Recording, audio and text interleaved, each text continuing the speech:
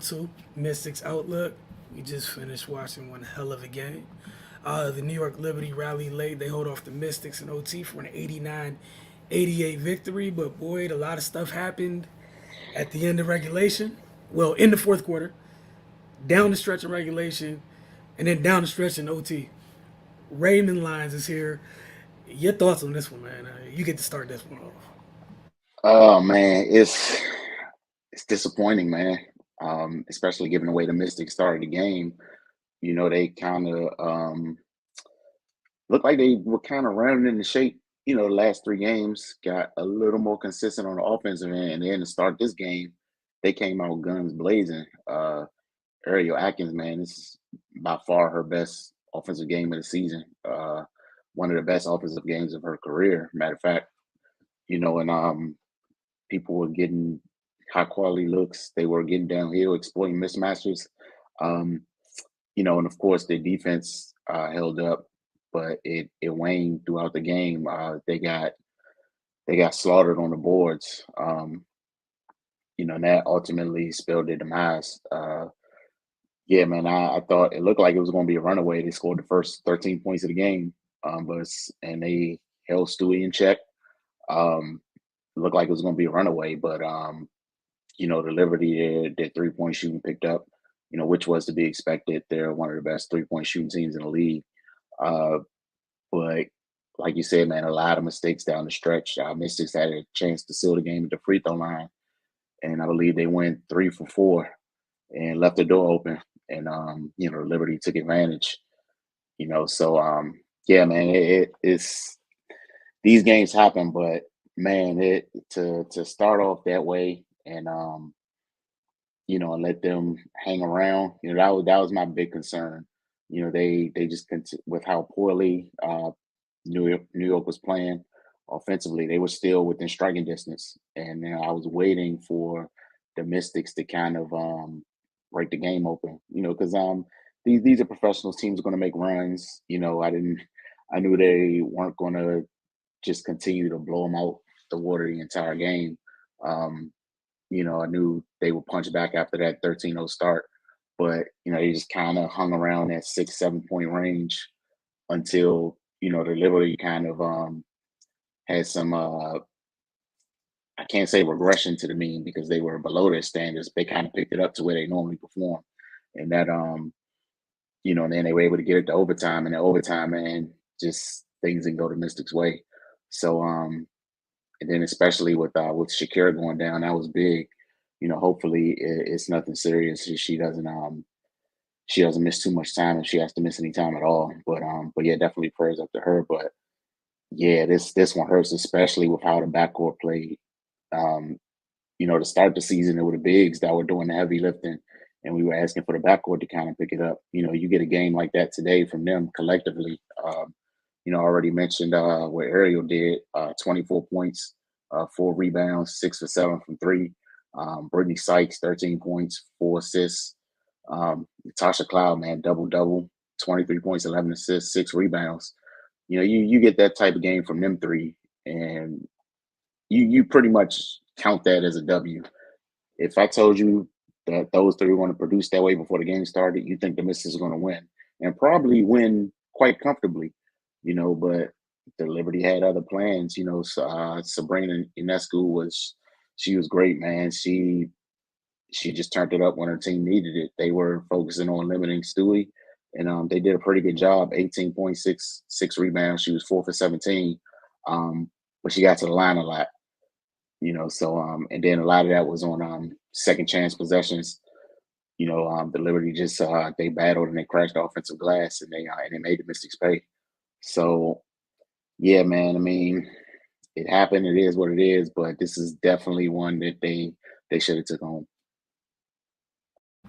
Yeah, like you said, definitely prayers up for Shakira. Hopefully she's not gone for too long. But you felt her absence in that second half without her. Clearly on the glass, as you mentioned, with 45 to 29, 14 offensive rebounds. Like they just couldn't finish off defensive possessions. Like just end the possession. You played well enough. A lot of teams would love to hold the Liberty to 37% shooting from the field. Like you checked a lot of boxes. But at the same time, there was a lot of times, whether it was through second chance opportunities or sometimes, Washington had this issue at times this year, just, playing a little bit too much with your hands versus your feet. And some unnecessary foul calls where, when they got off to that quick start, they're playing very sound defense. And then there was other spurts during the game where they were as well. But yeah, 14 offensive rebounds is huge for a team like New York when they're struggling the way they are. Look at Stewie's points. 10 of the 18 came from the line. Like, you did that good of a job on Brianna Stewart. 10 of the 18 came from the line. And then you talk about Ionescu. Just like with the little things. Washington was going, I felt like they were, I don't I don't know what they were supposed to be doing on those screens. Seems like sometimes the guard was under. I don't know if the big was supposed to hedge. I don't know what was going on. But that the moments of indecision, she got going. And as the game kept going on, while you're indecisive about whatever you're supposed to be doing, that ball's up already. And kudos to her because she stepped up in a big moment. 2 less threes in the Liberty loses game. What was it? The one kind of off the elevators at the end of regulation on the wing. She hit that with 2 players with the late closeout, but that was a hell of a shot. And it was just something as simple as I think Tosh was just caught underneath the screen already, a little bit too much space, and then couldn't get over the top of the double screen. But again, just a hell of a performance by her. Sluty late too. Oh yeah, for sure. That's why she's been one of the better guards in the league for so very long, especially in the regulation. Obviously the bucket end of regulation, but I think just the patience. Sometimes when the clock was winding down on their possessions, she was just she's been here before. And again, late in regulation, Washington's defense had New York operating very late in the shot clock. So there's so many things they did well, but this one definitely has to hurt. And when they come in this game is the best shooting team from the foul line in the league, and was it like 4 missed free throws in at the end of regulation, and that would have been it. Then even some missed free throws late. But nah, it was a great game to watch for sure. It was maddening at times. I'm sure whether you're a fan of either team, but definitely a great game. And Washington falls to 8-4. I think this snaps the 3-game win streak. I'm sorry. Well, they are 8-5 now, and then New York moves to 9-3. But again, it does snap the 3-game win streak. They'll have the Dream coming into their building on Wednesday with an opportunity to go get the 9th win. So I think this is the first time the Liberty beat them this season because the first time they played since the opener. So they're split as of right now. But again, if you're Washington, they, like you said, they never took advantage of the opportunity to just blow this thing wide open. And kudos to New York for not letting it happen. All right.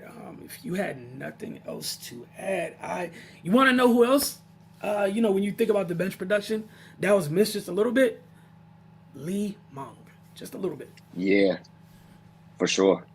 I know it's kind of on the quieter side, but she's been one of the more consistent pieces off that bench. And, even as for a couple threes, but it's another person to help stretch the floor. We've seen at times as well. But, yeah, just the glass. And, again, I'm sure some of that definitely had to do. I would love to see the splits with those 14 offensive rebounds. How many of those came after Shakira was out for the game? Mm-hmm. Not to say that they didn't have any prior, but obviously we know it's a little bit different driving into the paint against the Washington defense with her in the game versus her out of the game. It's 2 totally different things. All right, player of the game for you, right? Sabrina, man. When those times their offense was sputtering, she just let that thing fly. Yeah, well, without her, they don't they don't even get a chance at overtime. And I know Sluty made a couple plays at the end there, but Sabrina kind of carried them through those rough spots and kept them in it. And a quick update coming from Christina Williams and Kareem Copeland from the Mystics PR.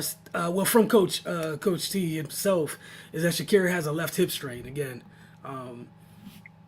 Obviously, not a positive that she's out. I'm just grateful the way that she fell.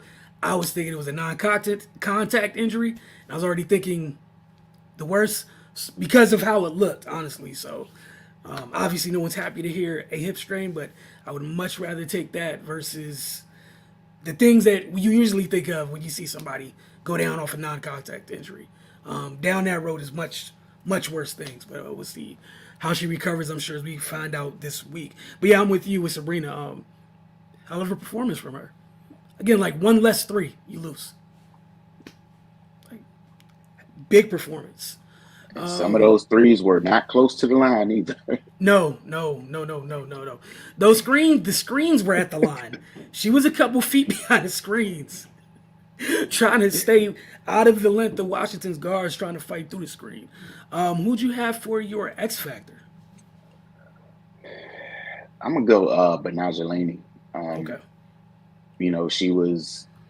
She brought what she normally brings on the defensive end, and she kind of hit some timely threes as well. A lot of those came during the midst of those times when the Mystics could have kind of put some distance between them and the Liberty. And it came late in the shot clock. She bailed them out on a few possessions, and she kind of was the one that got the offense rolling, so to speak. Because they just couldn't throw a brick in the ocean for a while. But they found her. She got open, and she knocked down the shots.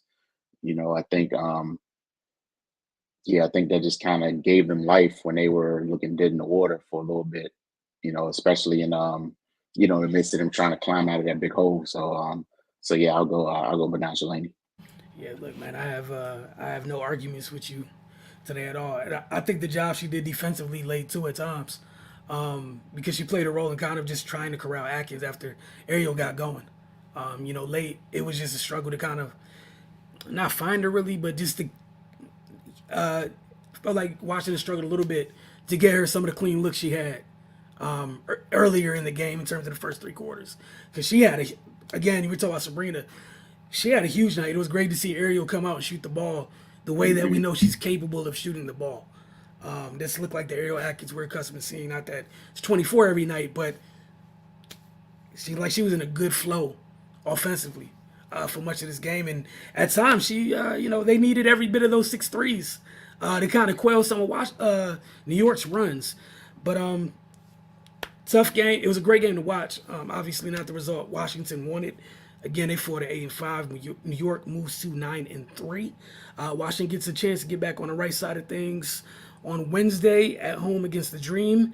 Then they'll, 2 days later, they're on the road in Atlanta to take on the Dream. So they got a chance this week. Go 2-0, and while this might stink for a little while, they got to focus on the next task at hand. Thank you guys for tuning in. For Ray and myself, it's been Mystics Outlook.